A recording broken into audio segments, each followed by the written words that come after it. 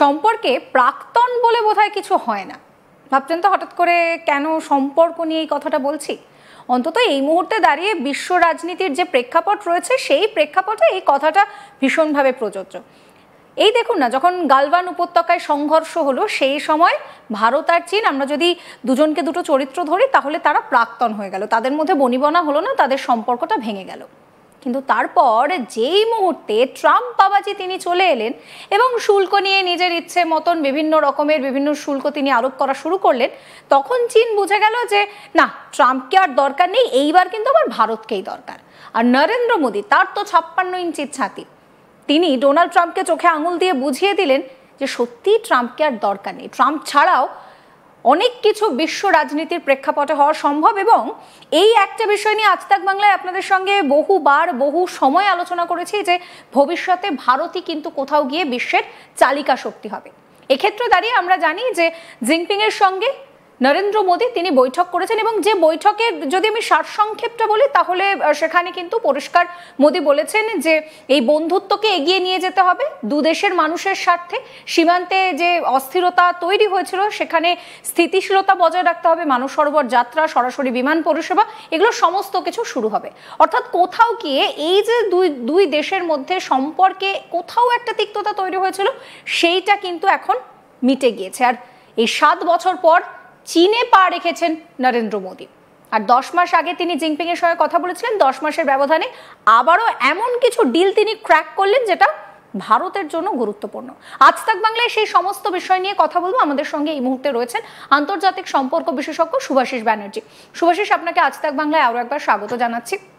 আমরা যেটা দেখলাম যে নরেন্দ্র মোদী তিনি কিন্তু এবার ডোনাল্ড ট্রাম্পকে পরিষ্কার বুঝিয়ে দিলেন যে স্যার আপনাকে আর দরকার নেই। তিনি জিনপিং এর সঙ্গে বৈঠক করলেন এবং সেইখানে খুব গুরুত্বপূর্ণ যে স্টেটমেন্টটা তিনি করেছেন যে দু দেশের সাধারণ মানুষের স্বার্থে এই বন্ধুত্ব ভীষণ গুরুত্বপূর্ণ। সত্যি কি এই বৈঠকে যেভাবে গুরুত্বপূর্ণ বন্ধুত্বের কথা বলা হচ্ছে, চীন কি সত্যি ভারতের খুব ভালো বন্ধু? দেখুন, আমি প্রথমেই এমন ভাবে কিছু কথা বুঝে রাখার প্রয়োজনীয়তা বোধ করি যেই জিনিসটা আমার মনে হয় সবার খুব খোলাখুলি বোঝাটা প্রয়োজনীয়। একটা ঘটনা হচ্ছে, আমরা খুব কনক্লুসিভলি ডিপ্লোমেসি বা ডিপ্লোমেসির এই গোটা পরিকাঠামোটাকে বোঝার চেষ্টা করি, ঠিক আছে? আমাদের খুব সহজ ভাষায় বলতে গেলে আমাদের ধরুন 51বর্তী একটা পরিবার আছে। এবার এই 51বর্তী পরিবারে নানান কারণে মেয়ের বিয়ে, ছেলের বিয়ে, এগুলো লেগেই থাকে, মানে উৎসব পার্বণ বা পুজো টুজো লেগেই থাকে। তাতে বহু লোকজনকে আমরা ইনভাইট করি এবং বহু আত্মীয় স্বজন যারা বাইরে সেটেল তারা সবাই আসে। এবং তারা যখন আসে তখন আমাদের মা বাবারা ভীষণভাবে একটা কথা বারবার বলে যে কোনো রকম কোনো ঝঞ্ঝাট যাতে না হয় দেখি সেই 4টে দিন। হ্যাঁ, পুজোর সময় বলে, বারবারই বলে একে অপরের কোনো গন্ডগোলে জড়িয়ে আসছে, এই তো আর কি কটা দিনের জন্য এসছে। এর কারণটা হলো যে তাৎক্ষণিকভাবে কিছু সম্পর্কের মধ্যে এতটাই মধু গুলে দেওয়াটা প্রয়োজনীয় হয়ে ওঠে, কারণ সেই তাৎক্ষণিকতাই হয়তো বহু লং টার্ম ডেফিসিটকে আমাদের পূর্ণ করতে পারে। সেটাকে মাথায় রেখেই একটা সম্পর্কের বিভিন্ন রকম টানাপোড়েন তৈরি হয়। এই কথাটা পরিষ্কার বুঝে নেওয়ার প্রয়োজন। আন্তর্জাতিক সম্পর্ক বা আন্তর্জাতিক কূটনীতি এর থেকে আলাদা খুব একটা কিছু নয়। তার কারণ আজ আমাদের কাছে হয়তো চায়না সেরকম খুব একটা কাছের বন্ধু। প্রথম কথা, বন্ধুর কনসেপ্ট কূটনীতিতে নেই। আজকের ডেটে দাঁড়িয়ে খুব আমার কাছের বন্ধু, আমার আপন, আমার নিজের আমার মনে হলো।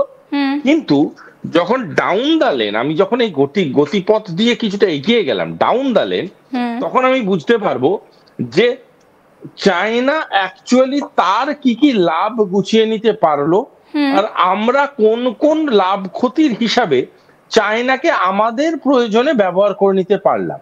এটা শুনতে মানে খুব খারাপ লাগতে পারে, খুব রূঢ় লাগতে পারে, কিন্তু এটাই বাস্তব। ব্যাপারটা হচ্ছে, ভারতবর্ষ যে চায়নার সাথে আজকে এক টেবিলে বা এক মঞ্চে যাওয়ার যে মানে আলোচনাগুলো যেগুলো শুরু হয়েছে বা হচ্ছেও, তার কারণ কিন্তু একমাত্র আমেরিকা এটা নয়। তার কারণ এটাও যে ভারতও চাইছে কোথাও গিয়ে চায়নার সাথে ব্যবসায়িক সম্পর্কটা আরো ভালো করার চায়নাও কোথাও গিয়ে মনে হচ্ছে ভারতকে যদি ব্যবহার করে বা ভারতের ইমেজকে যদি ব্যবহার করে আমার ব্যবসায়িক স্টেবিলিটিটা বাড়াতে পারি। কারণ আলটিমেটলি দেখুন, যারা কথা বলছে তারা কারা? তারা হচ্ছে মানুষের ভোটে বা মানুষের ম্যান্ডেটে পদ পাওয়া কিছু রাজনৈতিক ব্যক্তিত্ব। খুব গ্রাউন্ড লেভেলে ভাবুন, তাহলে বুঝতে পারবেন। ঠিক আছে, তো এই যে মানুষজনগুলো আছে, এরা সেই পদে যাওয়ার পিছনে কারণ কিন্তু মানুষের ভোট বা মানুষের ম্যান্ডেট। মানুষের ম্যান্ডেট কিন্তু পারসেপশন নির্ভরশীল। মানুষ যদি এটা দেখে যে এই মানুষটাকে ভোট দিলে এই মানুষটা যে বিচারধারায় দেশটাকে চালিত করে সেটা আমার কাছে ভীষণ বেশি গ্রহণযোগ্য, তার কারণ তাহলে মূল্য বৃদ্ধি কমে, তাহলে আমি ব্যবসা করার সুযোগ অনেক আমার বাড়ে, তাহলে আমার চাকরি বাকরি পাওয়ার সুযোগ বাড়ে, আমার বিদেশ যাত্রা অনেক কম টাকায় করতে পারি, তখন মানুষ কোথাও গিয়ে মনে করে যে হ্যাঁ তার মানে এই গভর্নমেন্টটাকেই রাখাই ভালো।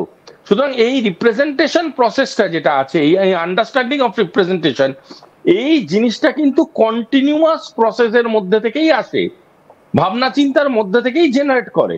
এবং এই ভাবনা চিন্তার গুলো রিফ্লেকশনই হচ্ছে এই ধরনের কনক্লেভ বা এই ধরনের রাউন্ড টেবিল।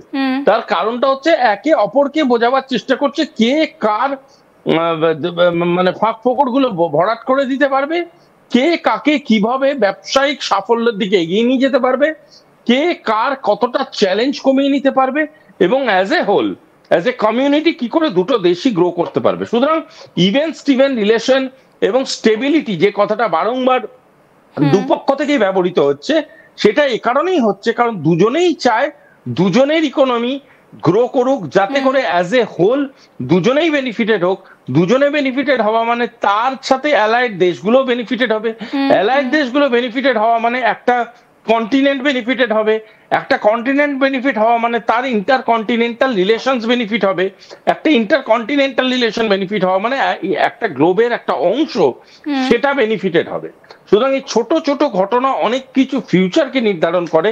সেই ফিউচারকে নির্ধারণ করানোর রাস্তার জন্যেই আমি আজকের ডেটে বলছি, চায়না আগে কি করেছে, চায়না পরে কি করবে, সেটা আমাদের কাছে বেশি ইম্পর্টেন্ট হওয়া উচিত। তার কারণ এখন আমাদের যেমন চায়নাকে নিয়ে চলাটা ডিমান্ড অফ দি আওয়ার, তেমনি চায়নারও আমাদের সাথে চলাটা is the demand of the hour. যেমন আমাদের চায়নাকে প্রয়োজন আছে, চায়নারও আমাদেরকে প্রয়োজন আছে।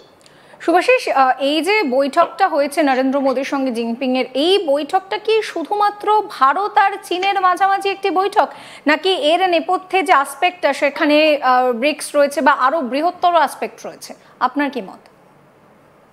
না দেখো, এবার সেই সম্পর্কের কথায় যেটা দিয়ে তুমি শুরু করলে, যে কোনো সম্পর্ক তো স্যাট করে কেউ মানে পড়ে যায় এরকম ব্যাপার না, এটা